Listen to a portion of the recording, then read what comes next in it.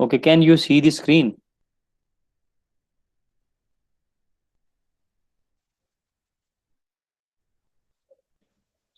It is very clear. So thermodynamic equilibrium, I think we did in the last class. So I'm uh, going to ask you a question about the quasi-static process. So could you understand it?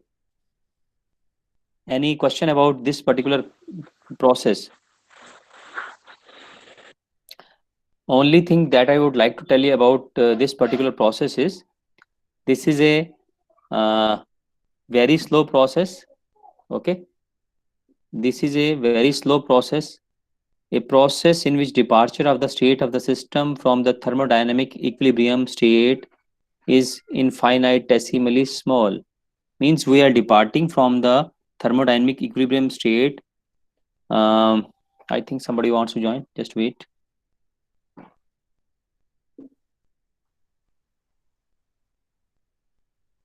Yeah, see, that is why I say that all of you should join early, maybe in the first 5 minutes. Otherwise it's a problem for me.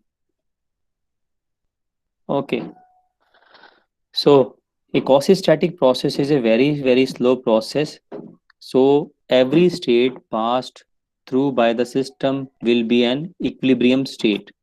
Okay, all the states on this process are equilibrium state.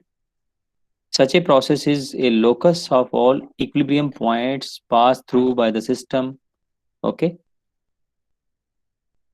and infinite slowness is the characteristic feature of a quasi-static process. A quasi-static process is thus a succession of equilibrium states. So all the states through which the system passes are equilibrium states or near equilibrium states.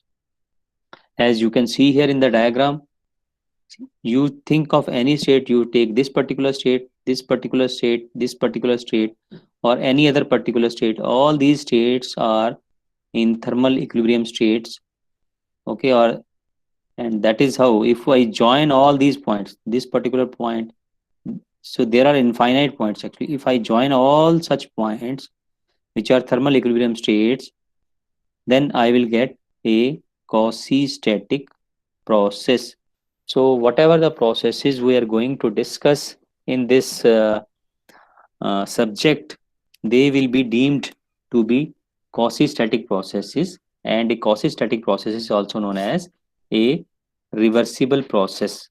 Okay, so a quasi-static process is always known as a reversible process. It's a reversible process. I will explain you about the reversible process later on.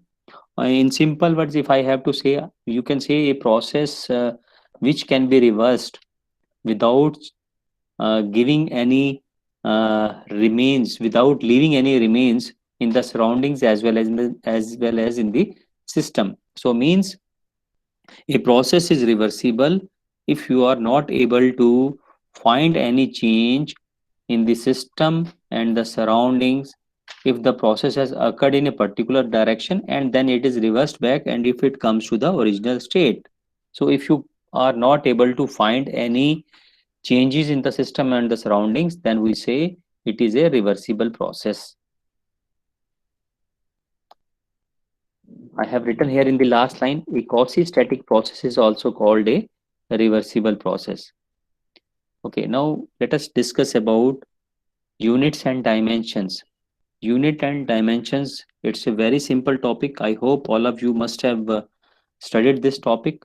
So here once again briefly I will go through it. For example, mass. All of you know mass is the quantity of matter contained in a substance and its SI unit is kilograms. Then comes the force. If I have to define the force, it is rate of change of momentum. It is known as the force.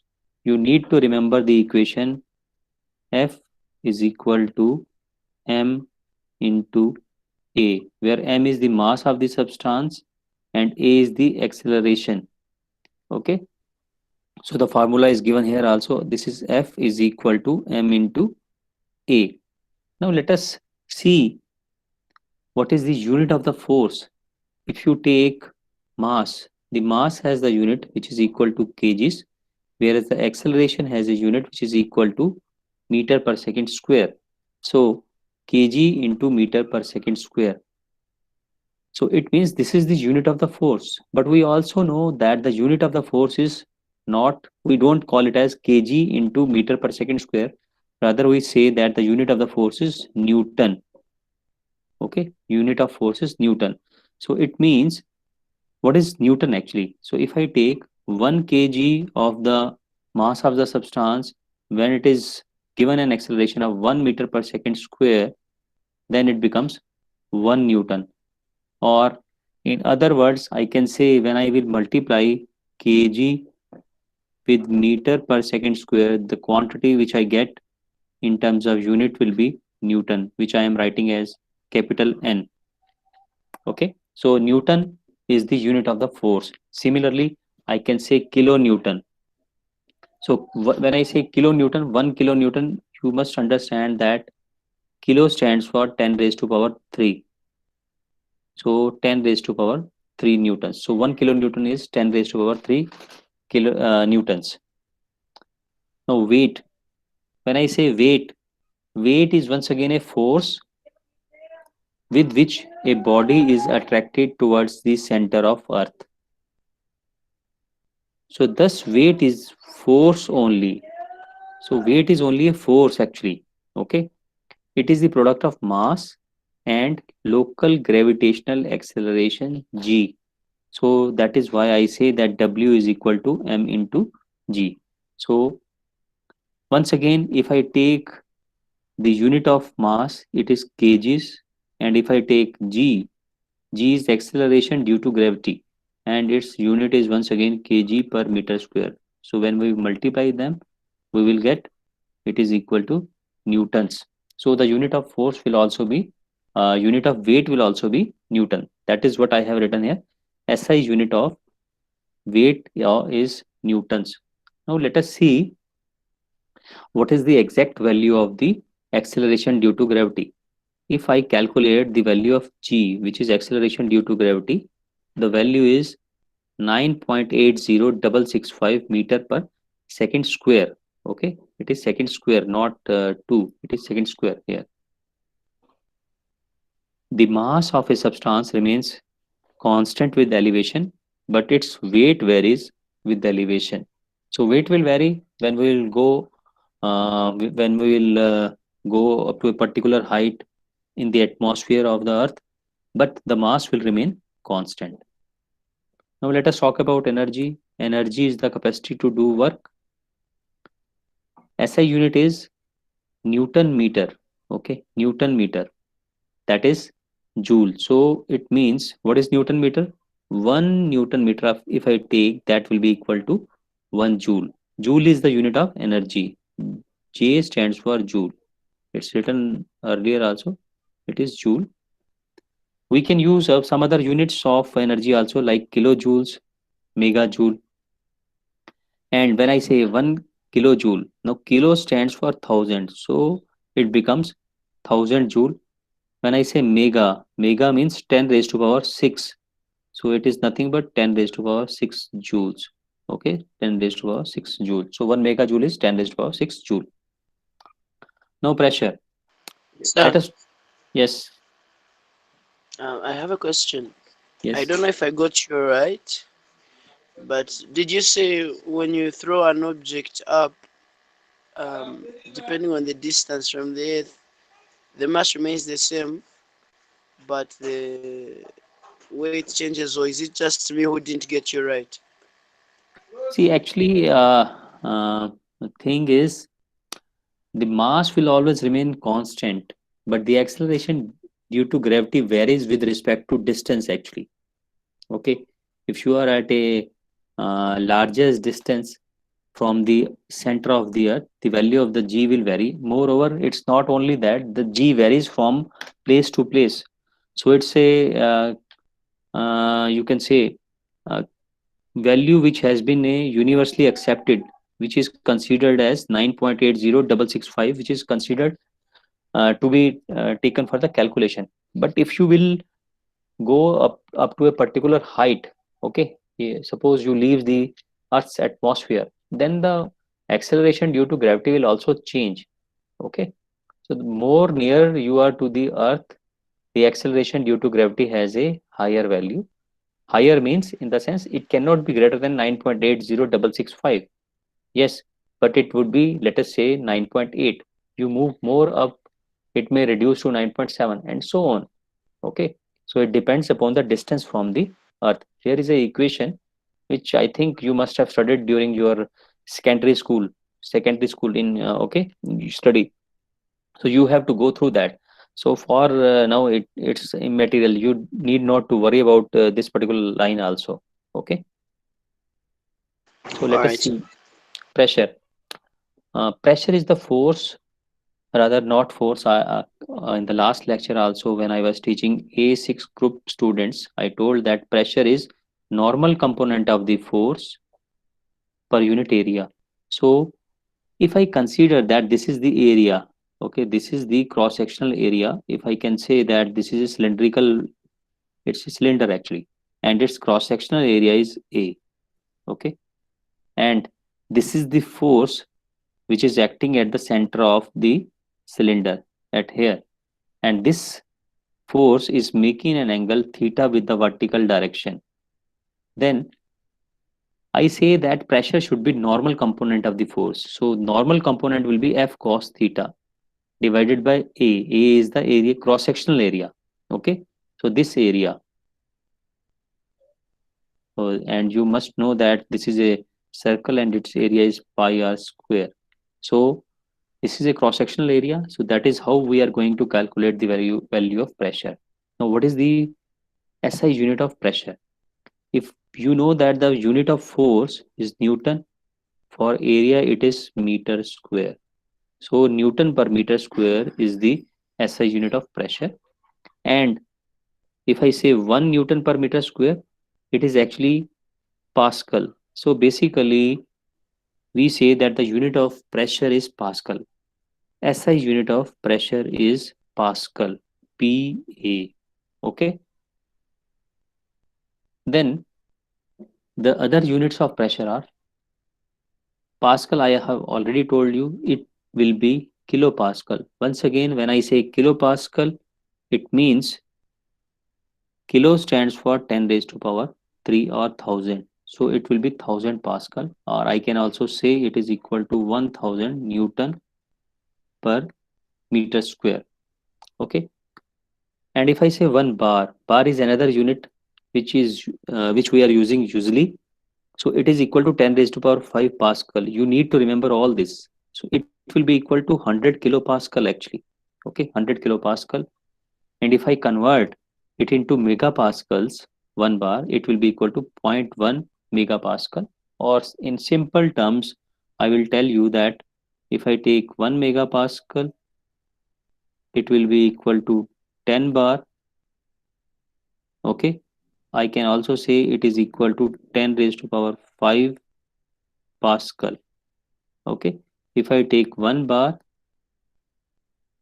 rather it will be equal to 10 raised to power 6 Pascal here.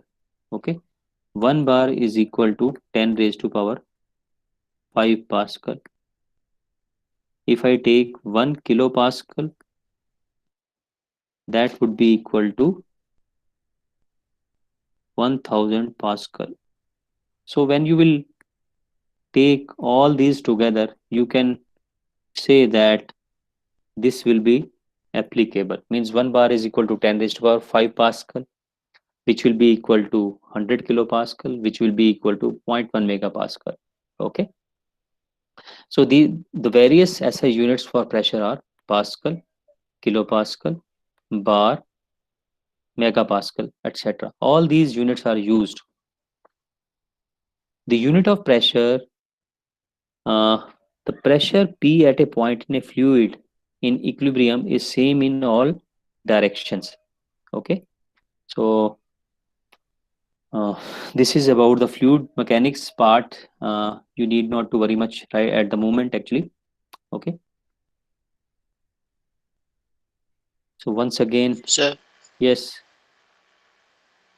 um, I have seen pressure denoted in the units PSI. What's the yes. relationship between pascals and PSI? See, that's pounds per square inch. You need not to worry about that for this particular course. See, that is a you can say FPS system of unit, foot pound second system of units, which we won't be following it here. Okay, so there is a relation. I don't remember exactly, but I can tell you the one bar is somewhere around 14 point some. I don't know the exact value PSI. I can tell you, but I will have to search on the Google. So you can Google and see what is the exact value of one bar. It will be 14 point something actually. I don't remember because we are not using this particular value. Okay. Now let us talk about standard atmospheric pressure. So standard atmospheric pressure means the pressure which is exerted by the air over us or on the surface of the earth at the sea level. Okay, so that is actually known as one atmosphere. There is only one atmosphere above us, okay, which is consisting of a number of gases. So the pressure exerted by this atmosphere is known as one atmosphere, and its value is equal to 101.325 kilopascal, which is also equal to 1.01325 bar. Okay, and it is equal to 760 millimeter of mercury column at sea level. This you should remember. Now, how to calculate this particular value of atmospheric pressure? Now, atmospheric pressure is given by the formula rho gh, or in any case, if I have to calculate the pressure, it will be given by rho gh. Rho stands for the density, g stands for the acceleration due to gravity, and H stands for the column of that particular substance, which in this particular case we are considering mercury column. Okay. Now, this is the density of the mercury, this total. So, this 13.595 is the specific gravity. Specific gravity. I hope that you know about the specific gravity part. 1000 is the density of the water. So, when we multiply the specific gravity of mercury with the density of the water, you get the density of mercury actually. So the density of mercury, if I take density for mercury is actually equal to 13595 kgs per meter cube. This is the value of the density of the mercury. Now this is acceleration due to gravity g, and this is the column of the mercury at the sea level. So when I multiply all these values, I get 101,325 Pascal. And when I convert it in bars, I have to divide this value by 10 raised to power 5, and then it becomes 1.01325 bar. Or if I divide this value, this initial value, okay, by 10 raised to power 3, it will become, the value will come out to be in kilopascal, and it will be 101.325 kilopascals. Okay. One more thing I would like to tell you about this unit actually. See, you have to see whether you get the exact value in Pascal or not, or in Newton per meter square or not. Okay, that you should try to understand. Now you see what is the unit of density? It is kg per meter cube. Here we have meter per second square, and here we have meters. So we are multiplying these three quantities. So do we get Newton per meter square? So let us see it here. So first is density. It is kgs per meter cube multiplied by meter per second square multiplied by meter. Now you see it here. This meter and this meter cancels out here. So meter square and meter square cancels out.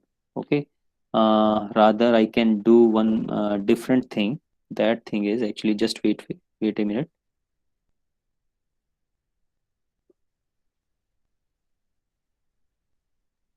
Okay.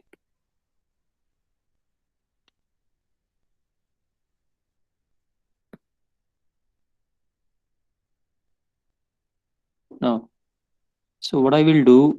I will only cancel one of the meter, and here I will say it is meter square. Okay. Now I go for this particular value. What do you see here? This is the unit of mass. Kg is the unit of mass. Okay, this is mass, and meter per second square is acceleration. So this term constitutes Newton. Whereas you can see here we are left with meter square. So Newton per meter square. So the unit which we get for the atmospheric pressure is Newton per meter square. So that is how we can calculate, and it is very, very important that you should know how to use the various units actually.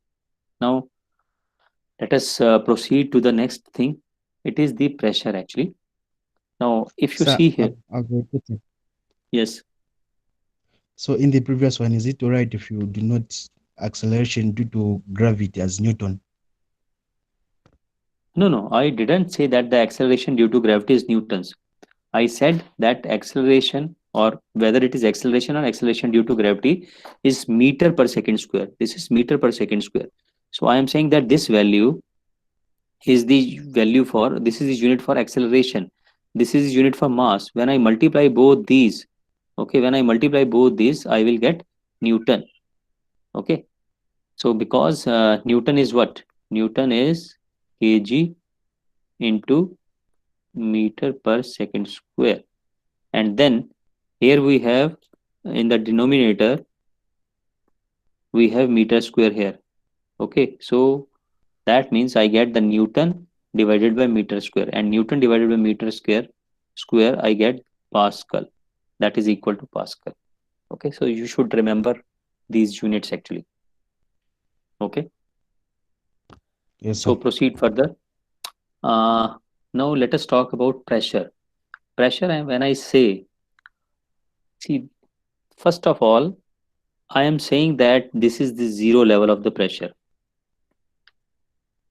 This is pressure here on this line is zero. Okay, and this line represents atmospheric pressure, P atmospheric. Okay, I have shown it here also, atmospheric pressure, and the value is actually equal to 1.01325 bar for this particular pressure. Okay, now I take any particular point, let us say A point, which is above the atmospheric pressure. This is above atmospheric pressure. So I want to calculate what is the total pressure at point A. When I say total pressure at point A, it is actually known as absolute pressure. Absolute pressure at A. So what is the value of the absolute pressure at A? If you see, then it is the sum of this particular value, which is actually equal to P atmospheric. Okay, this was the P atmospheric value up to this line. It is atmospheric pressure, and the pressure when I am measuring above that line, above this atmospheric pressure line, that pressure is actually known as gauge pressure. So pressure at point number A is, if I am calculating the absolute pressure, it will be equal to gauge pressure at point A plus atmospheric pressure. So that is the actual pressure at A. Now what happens whenever we are measuring the pressure in a container, if it is above the atmospheric pressure, we use a some sort of instrument, pressure gauges we do use. Okay, so those pressure gauges always measure the pressure above the atmospheric pressure actually. Pressure gauge will measure a pressure which is above the atmospheric pressure. So to calculate the total pressure we will have to add the atmospheric pressure in the gauge pressure. Only then I will be able to get the actual pressure or absolute pressure in the container. Okay, Question, sir. yes. Does this mean when you're using the gauge to determine the pressure, say of a cylinder, the compression pressure of an engine, does it mean that it doesn't measure the atmospheric pressure? No, not at all. You will have to add the atmospheric pressure into it to calculate the exact value, actually, to calculate the absolute pressure there. All right. Okay, because gauge will always measure the pressure above the atmospheric pressure.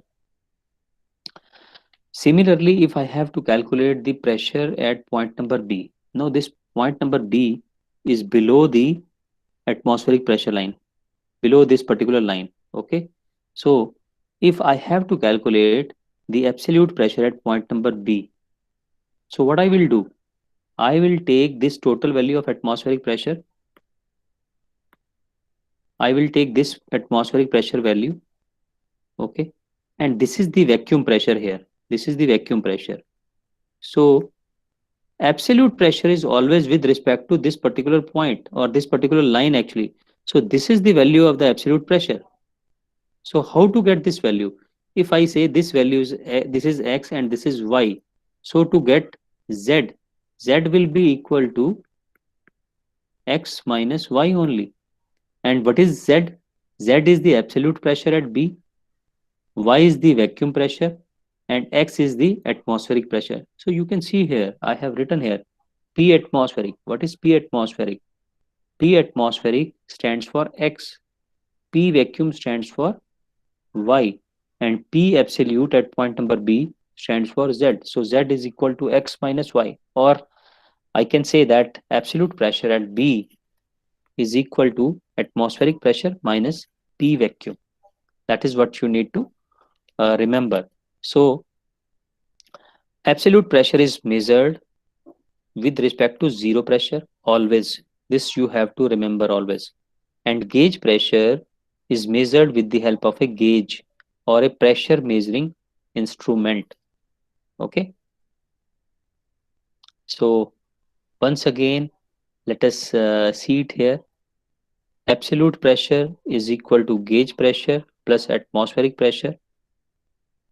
If this formula is applicable only when the Excuse me, pressure sir. is, if the pressure is above the atmospheric Uh, pressure. excuse me, Yes. excuse me, sir. I haven't understood how the pressure at point B is obtained or how it is measured. Are we using a gauge or how do we get it? Just See, we back a have bit. vacuum gauges also. We have the vacuum gauges also. Okay, So let us see it okay, here. Suppose the pressure here is atmospheric. I want to measure the pressure at point number B.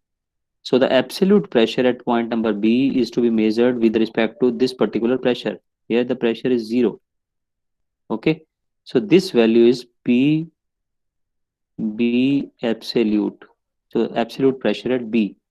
And this pressure, uh, this is the, you can say, P vacuum.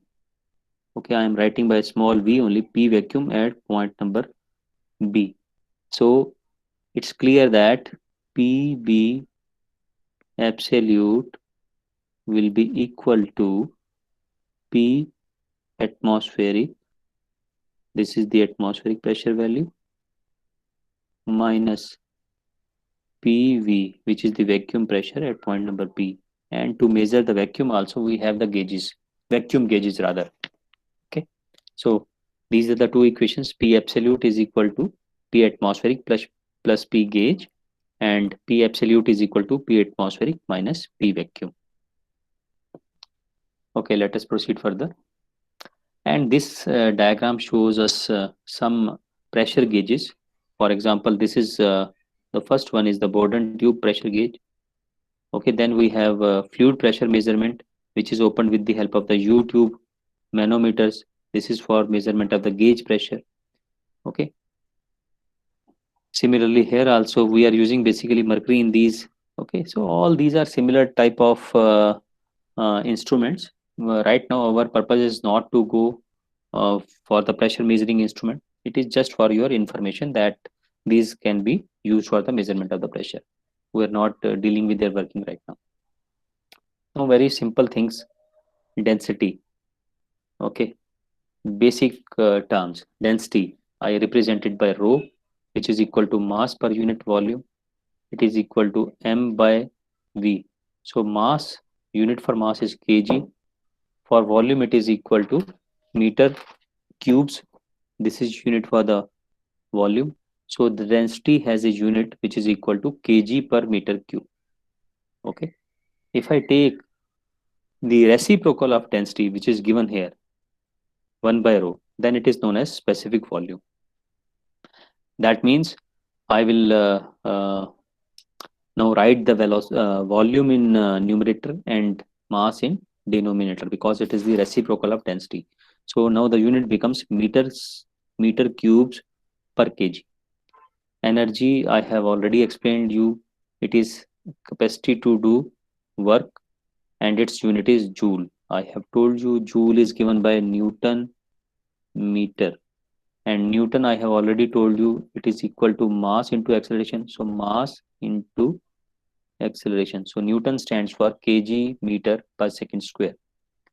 When I say work, work is force into displacement in the direction of the uh, force actually. Okay, so W is equal to F dot S and force into displacement. Okay, so its unit is for force, unit is Newton, for displacement, Newton unit is meters, and Newton meter once again is joules, as I have told you here. So joule. Then power can be calculated as energy per unit time. Energy, this energy is of two types, which is either W, which is work, okay, or heat. Both are the forms of the energy. Okay, if we divide them by time, T, what do you get? Energy, which is work or heat, it has the unit of Newton, and in the denominator, time has a unit of uh, Newton meter. For work, it is Newton meter. For time, it is second. So it becomes joules per second, and joules per second is nothing but watt. So W, this W is watt, not W which we are using for work. So work can also be represented by W, but here this joule per second, which is equal to W, is watt. Okay. So SI unit for power is watt or kilowatt. Once again, if I say kilowatt, for kilo I will use 10 raised to power 3 watt. For megawatt, I will take 10 raised to power 6 watt or 10 raised to power 3 kilowatts. That is how these are the various units and dimensions which we need to study. Now let us discuss about the gas equation. Now when we say talk about the gas equation, it is equal to PV is equal to MRT. I hope that all of you must have studied this, where P is the pressure, V is the volume, okay, M is the mass, R is characteristic gas constant. I don't know whether you know about this term or not, but I will let you know. T is the temperature, okay. So T is temperature. So now what is the relationship, what is this characteristic gas constant? I am going to tell you about this. Now this is R, which is characteristic gas constant. It is equal to universal gas constant, which is represented here by R bar. Okay, R bar divided by M, where M is the molecular weight. Okay, so molecular weight is in kgs per kilomole, whereas the value of universal gas constant, it has a particular value which is this value, 8.3143 kilojoules per kilomole Kelvin. Okay, and when we will divide these two values, okay, uh, the unit for R will come out to be kilojoule per kg Kelvin. So this is the unit of characteristic gas constant. You can see it here in the next line. Now I want to calculate the characteristic gas constant for O2 gas. So what I have to do, I have to put the value of R bar here and the value of M for O2. So R bar is given by 8.3143 and the unit is kilojoule per kilomole Kelvin, whereas the molecular weight is equal to 32 for O2 and its unit is kg per kilomole. So let us see what are the units which can be cancelled out. You can see this is in the denominator and this is also in the denominator. So this will cancel out. So we are left with kilojoules in the numerator, Kelvin in denominator, and kg in denominator. And on dividing, we get this particular value. So kilojoules per kg Kelvin. And this can also be said equal to 259 joule per kg Kelvin, or it is also equal to 0.259 joule per gram per Kelvin, because kilo and kilo will cancel out. So this is how we calculate the value of characteristic gas constant for any particular gas. And this is the value of the characteristic gas constant for air. It is equal to 0.287 kilojoules per kg Kelvin. This is a very important value. You should always remember this value, because when we will be proceeding further in next lectures, we have to use this particular value a lot, many times. Okay. Now this is the question actually. This question I have given to you people to solve actually. If you have done its calculation, it's okay. But once again, I am going to tell you this question. The question was, calculate mass in kgs of hydrogen gas. We are given with a cylindrical container. This is a cylindrical container. Its diameter is 20 centimeter. Its length is 150 centimeter. It contains hydrogen gas here. Okay. This is the hydrogen gas. Its temperature is measured with a thermometer and it shows 83 degrees Celsius. There is a pressure gauge and its reading is 20 bars. That is the information which we have been given in this particular numerical problem. The reason why I gave this particular problem was that I want to see whether you can use these system of units accurately or not. Because when you will be using this particular equation, I know this is a gas, hydrogen is a gas, and you will have to use this particular equation only. PV is equal to MRT. Okay. I want to see whether you use the correct units or not. Okay. Now, because now I am taking the lecture I have given you in the last class. So if you have not done, it's okay. But now I am going to explain you the procedure actually. Let us see. So what I have to do, I will be using this particular equation. PV is equal to MRT. And from this particular equation, if I calculate the value of M, which is mass will be equal to PV divided by RT. Okay. From this particular equation, I can calculate the mass.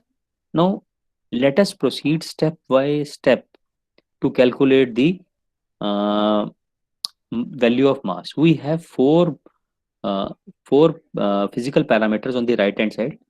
These are pressure, volume, characteristic gas constant R, and temperature T.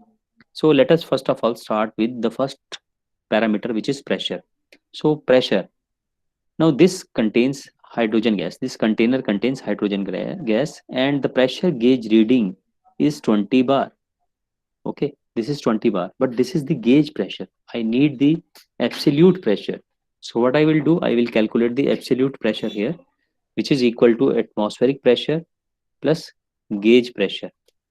This we just explained in previous slide, that the absolute pressure is equal to atmospheric pressure plus gauge pressure. Now atmospheric pressure value is 1.01325 bar and the gauge pressure value is 20 bar. So we can add it and we will get this particular value, 21.01325 bar. Okay. And what I can do is I can convert this value in kilopascal. That I will tell you why I am changing it in kilopascal. Later on, I will tell you why I have changed it in kilopascal. Okay. So the pressure has this particular value. Then I can calculate the volume. Now this is a cylindrical vessel or cylindrical container. So its volume is given by pi by 4 d square into L. So I can put the values. Pi stands for 22 by 7 divided by 4 diameter. Now the diameter, actually the diameter is 20 centimeter. So we can convert it into meters, which is equal to zero point 0.2. We have to divide by 100 and we will get zero point 0.2 meters. So zero point 0.2 into zero point 0.2 into length. Length is 150 centimeter. So when dividing by 100, you will get a value which is equal to 1.5 meter. So you can see it here. This value is in meter, this value is in meter, and this value is in meter. So I am multiplying 3 meters, and the final value comes out to be in meter cubes. So this is the value of the volume. The third thing that we need to calculate is characteristic gas constant. Characteristic gas constant is given by universal gas constant divided by mass of the hydrogen gas, because there is a molecular weight of the hydrogen gas. So R bar is given by 8.3143. I have written the units here: kilojoules per kilomole Kelvin divided by 2 kg per kilomole. So finally, by dividing, I get this particular value, 4.15715 kilojoules per kg Kelvin. Now temperature, you cannot use temperature as it is in degree Celsius. It is given here in degree Celsius. We have to change it in Kelvin actually. So for changing it into Kelvin, we have to add 273.15. So we get this particular value of the temperature. Now let us see. Mass now comes out to be, I am putting all these values. Right now I am not showing you the units. So I have put all those values which I have just calculated here. And the final answer comes to be 0.06688 kgs. Okay, this is the final answer. Now let us see how we are getting the final value of mass in kgs. Actually, we will have to see what are the various units which we have used. So let us see. Let us check the units. So we are having pressure. Pressure I am taking in kilopascals. Volume I am taking in meter cubes. Characteristic gas constant I am taking in kilojoules per kg Kelvin. Temperature I am taking in Kelvin. Okay. So kilopascal. Here I am using kilopascals is kilo, and pascal stands for Newton per meter square. This is the value of pascal. Volume still in meter cubes, and here we have kilojoules. So joule, when I say joule, joule stands for Newton per meter. This is the value of joule actually. And in the denominator it is kg and Kelvin as it is, and here we have the Kelvin. Now let us see what cancels out. So this Kelvin and Kelvin cancels out. Okay, then this meter cube and this meter square cancels out. This is the meter and this is the meter. This cancels out. This is K and this is K. K means only 10 raised to power 3. This cancels out. Then we have Newton and this Newton cancels out.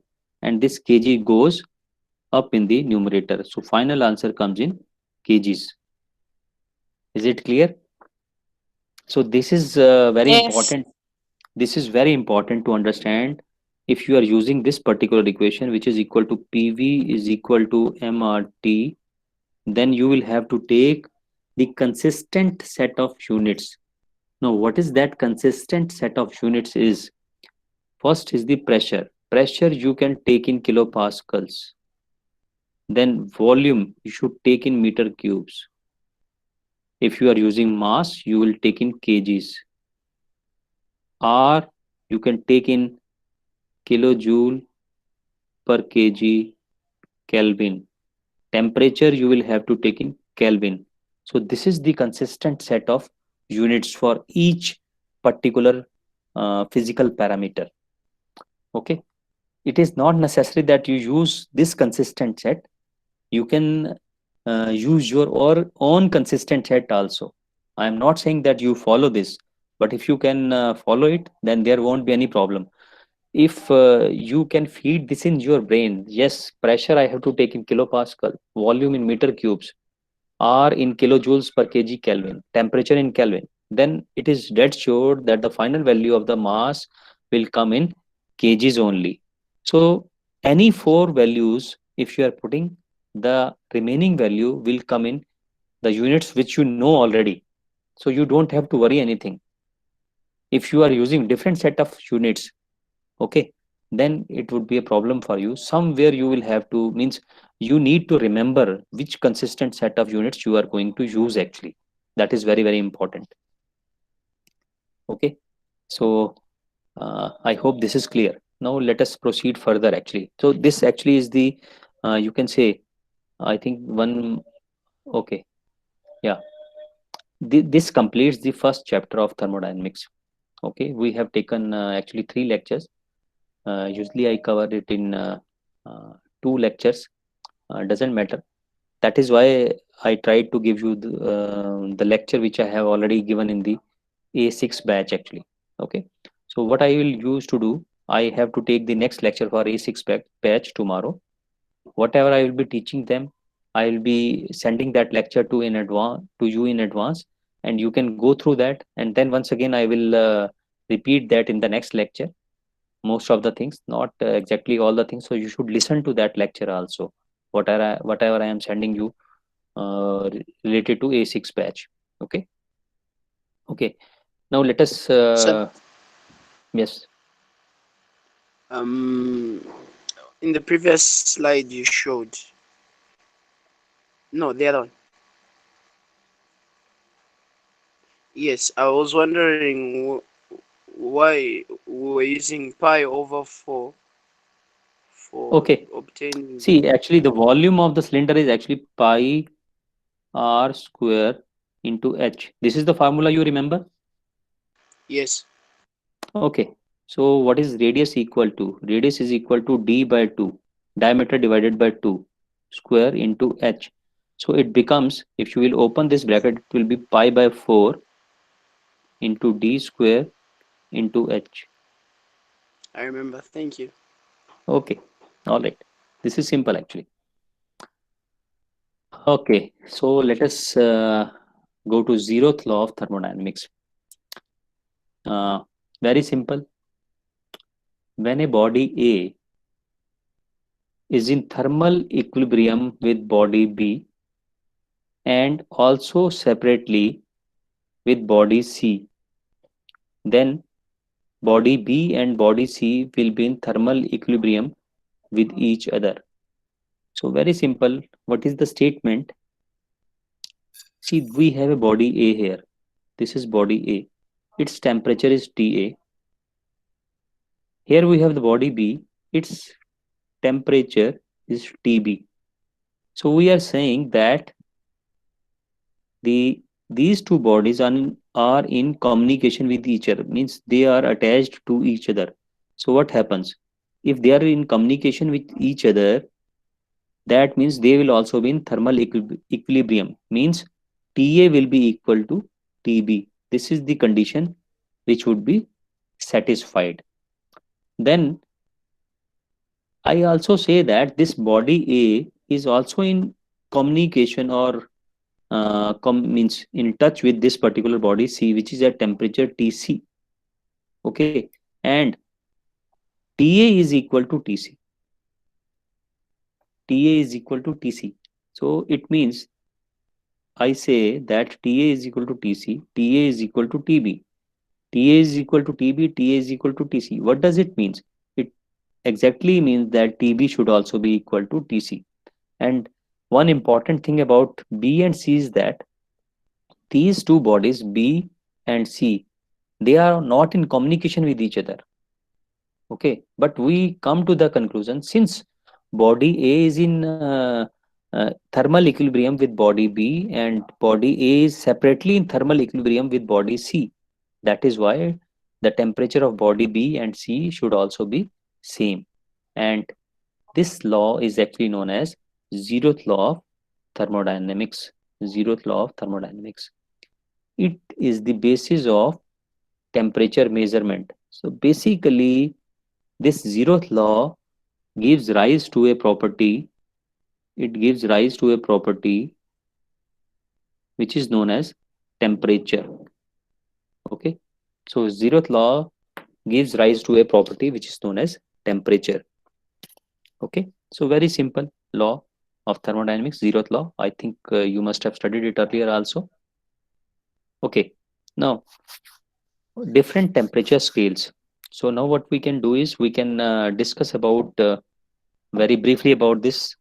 There are three different temperature scale: Celsius, Fahrenheit, Kelvin. These are the three temperature scales, and we would also like to know what is the relationship between these temperature scales. So if I take temperature in degree Celsius and subtract the freezing point of water divided by boiling point of water minus freezing point of water, then that should be equal to temperature in Fahrenheit minus freezing point of water. Now this value I will take in Fahrenheit. Here I am taking the freezing point in degrees Celsius divided by boiling point of water in degrees Celsius, freezing point of water in degrees Celsius, boiling point of water in degree Fahrenheit, here also in Fahrenheit. So what do we get? Once again, I have written this formula in a simplified manner. Degree Celsius minus freezing point of the water in degree Celsius, boiling point of water in degree Celsius, freezing point of water in degree Celsius, and degree Celsius minus freezing point of water in Fahrenheit, and so on. Boiling point of water minus freezing point of water once again in Fahrenheit. So finally, what do you get? You get this particular relation. This is degree Celsius minus 0. 0 is the freezing point of water. Divided by 100 is the boiling point of water. Minus freezing point of water 0 is equal to Fahrenheit minus 32. Now this 32 is the freezing point of water in degree Fahrenheit. And boiling point of water on Fahrenheit scale is 212 and freezing point is 32. So finally, I get this particular relationship.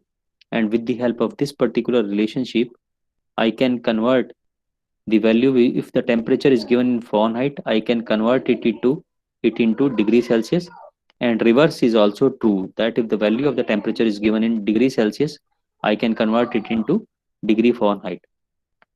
Similarly, so this equation you need to remember actually. Okay, this is very important equation.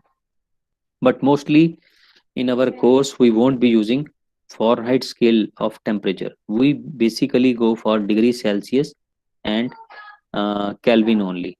Okay, these are the two temperature scales which we will be using. So let us talk about Kelvin. Once again, same equation: degree Celsius minus freezing point of water divided by boiling point of water minus freezing point of water equal to Kelvin minus freezing point of water on Kelvin scale. So this temperature is in freezing point is in Kelvin, boiling point of water in Kelvin minus freezing point in Kelvin. So you will get this particular equation. Degree Celsius divided by 100, because this value is 0, this is 100 and this is 0. So you get degree Celsius divided by 100 is equal to Kelvin minus 273. Now this is the freezing point value of the water in Kelvin scale. So this is the Kelvin value divided by 373.15 minus 273.15. So this also gives us 100. So if I have this 100 and 100 will cancel out, and this is the final equation that I will get. And if I will club the equation which is given previously here on this slide and this equation, then finally I get this particular relation. Degree Celsius divided by 100 is equal to F minus 32 divided by 180 is equal to K minus 273.15 divided by 100. I can simplify this. I can multiply the whole equation by 20. So multiplying the whole equation by 20, I will get C by 5, F minus 32 by 9, K minus 273 by 5. So this is the expression. You can convert any temperature into the other temperature. This is what I wanted to explain you today. So just wait for 1 minute. I will take the attendance.